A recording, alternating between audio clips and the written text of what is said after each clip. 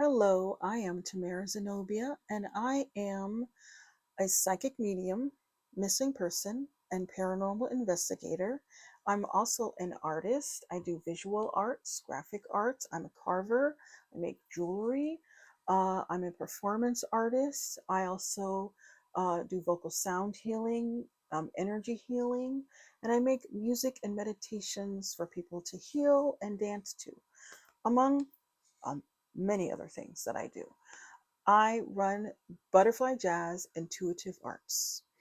And I wanted to give an introduction to my channel and the work that I do and why I do the work that I do. And so I'll start with the beginning. In the beginning, I started Butterfly Jazz Intuitive Arts. And the message was intuitive expression for healing and personal transformation through audio, visual, and performance art. And so the idea for me, my whole life evolves around using my intuition for everything, right? Um, this is who I am. This is how I'm made to function. I love feeling and hearing from spirit how to do the things I need to do. I have books, I read, I take classes, I do all these things, but nothing is as effective as when I tune in and listen to the guidance that comes to me, and then I let the work flow. Nothing is more clearer in my work as when I'm doing vocal sound healing. Because, first of all, that came to me through a dream. I was living in Paris, France, staying with an African woman while I was myself homeless at the time. And so she let me stay with her while I helped her out with medical issues that she had and just cleaning her house. And while I was there, I had a dream. And in the dream, these beings came to me and they showed me how to do vocal sound healing. And when I woke up, at that time, I didn't know I didn't call it vocal sound healing. I just described it. They came and they said, I'll stand over people and I'll go, oh. And in the dream, in that vision, they showed me growing people's limbs back on their body, doing all kinds of amazing, like psychic tech surgery type things. And I haven't grown anybody's limbs back, but I dream about it all the time. Like, I see that as a possible reality, right? But I've practiced and growing in my gifts. I've helped people or I've facilitated people healing their fibromyalgia, and I've healed my own blood clot problems, back problems, eye problems, I mean, gut problems, so many things that this is applicable to. And it's all because intuition, to me, if you ask me what intuition is, it's being guided by the inner self. So my studio that I had when I was living in West Seattle, I called it Inner Guidance Healing Arts Studio and Gallery. So inner guidance because you're guided from inside, right? Your heart leads you, right? And of course, there's the element, you speak to your higher self. That's still listening to that voice, that voice within you. Um, all these things, intuitive. And I feel that today, uh, a lot of people struggle with living, with just being in the world because we don't know who to listen to. We don't know what is true. It's either religion or it's something else, all trying to tell us what we should believe and why and how. And then after that, there's no more intuition, right? We say we want to believe in God, yet we don't listen to God. We listen to the rules. We say, well, God gave us rules, so we don't have to listen to him. We just follow the rules, right? And that makes no sense because to me, every day is a new day. And every day provides a set of experiences and opportunities where we need to learn how to flow to grasp the fullness of those opportunities, to grasp the full measure of the reality of what is being brought to us. And if we apply rules to those things, we will struggle. right? We will struggle because we will stay stuck in a pattern. We won't be able to move out of certain patterns because we're looking at these and we're saying, well, it goes like this. This is how we're going to do it. No matter what comes, we just keep doing this instead of saying, maybe today God is guiding me to turn left instead of right. Maybe today God is telling me to write this instead of writing that. Maybe today God is telling me to eat this instead of that, right? And and God is whatever, whoever, whatever you say. God for me, I myself call myself God. I am a God, not the God, a God, right?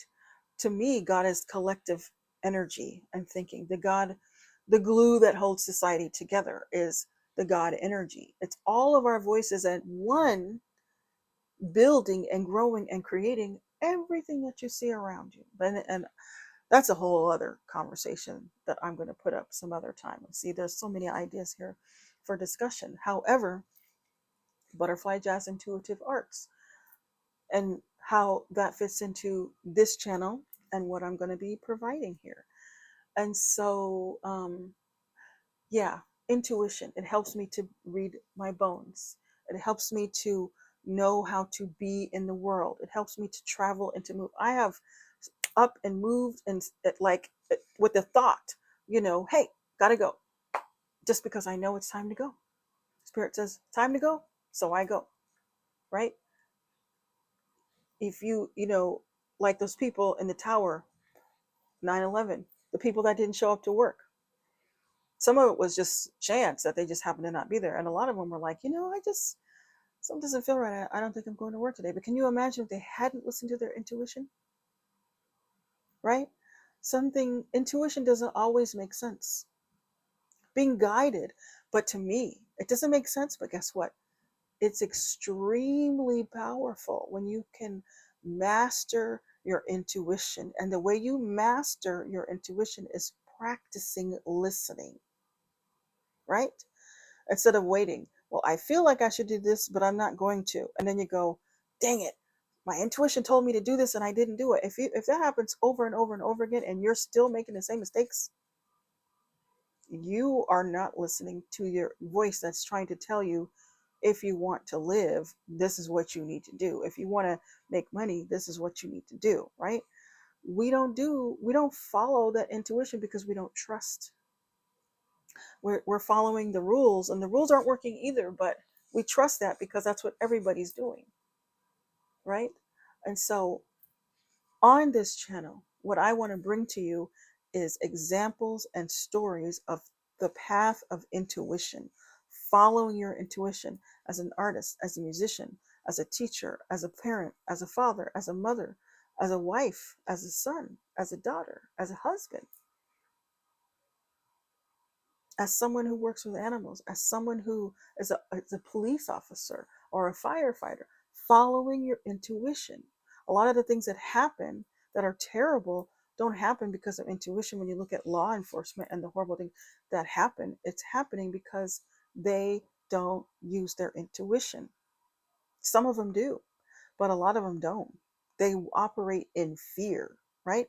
When you master your intuition, your fear is diminished day after day after day because now you know there's nothing to fear. So it is my goal that I will bring things to you in this channel, the readings, intuitive healing and energy healing and vocal alchemy sessions to practice, exercises and plans to bring you into your own power and to practice your power, right? You are a very powerful being and you can do anything when you turn on the intuition, combine that with knowledge, worldly knowledge that you gain from reading, from taking classes. Some things you just get, right? And you just, if there's no other way to learn it, it's intuitive. And then there's things that you go to school for, you learn, for instance, like physics, right? Who would know anything about physics if they didn't go to physics school? But I would gather to say that in science, a lot of the progress we haven't made is because intuition is not a part of that process. It's all based on what has been proven to be tried and true and to work. But what they're finding out is the work of physics and quantum physics is that it is a marriage of spirit and flesh, and that it's very organic. They don't want to live in this reality. That's why everything is so slow. They have to prove it over time. And some things are unprovable. Some things are, you can't see certain evidences. It's not physical. So there's no proof for it. It's all hypothesis, which is a whole other conversation. I keep coming up with all these different things. But when you marry those two things, you can be the greatest of physicians, of metaphysicians, of physicists, right? Because now you understand that even though I know this earth knowledge, this man-based knowledge, I marry the spirit into it, and I am guided into practices in physics and quantum physics and quantum mechanics that will allow me to surpass my peers and bring me to a place of absolute knowledge, right? And I want to end this video saying this. Um, I'm just really excited. It's been a very long time since I've taken a stab at this YouTube channel. I've had this YouTube channel up for forever, but I'm doing it again because this is my life. The work that I do is my life, and it's come to the season where this is it. This is how I present my work. This is where I will present my work. And I want to spread the knowledge. I want to help people to grow spiritually and spiritually, physically, mentally, and something that came to me this week, and that is this. I don't know a lot. I know hardly anything. And that is why I am great. Because I know that. And because I know that, I make room to know what I need to know when I need to know it. That sounds insane, doesn't it? And all that I'm saying is this. In life, if you want to become amazing at something, great at something, you have to constantly be shedding what you think you know so that you can learn the more to get to the higher place. Because if we're here and we're saying, oh, I know so much, it gets harder and harder to go up, to get higher knowledge, because we're so high in our knowledge that we're like, oh, I know everything already. There's nothing more that you can teach me. There's nothing more that you can show me, right? Because what I know is enough just to exist here, and I'm doing fine. So we want more, we want to do better, and we want to be great, but we're unwilling to go up higher, because it would also mean that maybe we learn something in the higher place that might change everything that we thought we knew. And isn't that life? Like, a perfect example of that is being a teenager and growing up. We swear to God, we know everything. We're 18 years old. I ain't gonna make the mistakes my parents made. I ain't gonna do this, and I'm gonna do this, and I know what I need to know. I know enough of what I need to know to be successful. I know I need to get a job. I know I need to make money, and I know I want to live in my own apartment, and I know I want to do all these things. And then you get out into the world and you realize this shit is hard. I didn't know everything. And the more you learn, the more you get tired because now you're like, damn. And then you see the contrast. What a better life living would be if you could just take some classes, do this instead of this. But you say, you know what? If I just get a good enough job, that's perfect. I just need a really good job, and then I'll pay my bills, and then I'll just have a family, and everything will be fine, and I'll pay my mortgage. That's all I need is just a really good job. But then you get the really good job, and then guess what? You got to get a better job because cost of living gets higher. You need more money because you got a family now. You got cars and bills, right? But at the place where you were, everything looks fine. And then you get higher and you get higher and you get higher, and you start realizing, even 18, you thought you knew everything. Then you turn 25 and you thought you knew everything. Then you turn 30 and said, I'm really an adult now. I know all I need to know. And bam, you keep learning more. And when you get to these breaks, you say, if I knew what I knew, if I knew then what I know now, this is what I would have done different. Right? When you live intuitively, you make space for knowing. I know. I'm open to knowing what I need to know when I need to know it in the moment that it is needed. Again, it sounds like a tongue twister. The knowing of the knowing of the. What is this crazy lady talking about? Oh, you'll see, you'll learn, you'll figure it out. And those of you who are hearing me with your spiritual eye and not with these are saying, "Wow, she gets it. She is on it. She knows what she's talking about." Yes, there is a knowing that surpasses all knowing.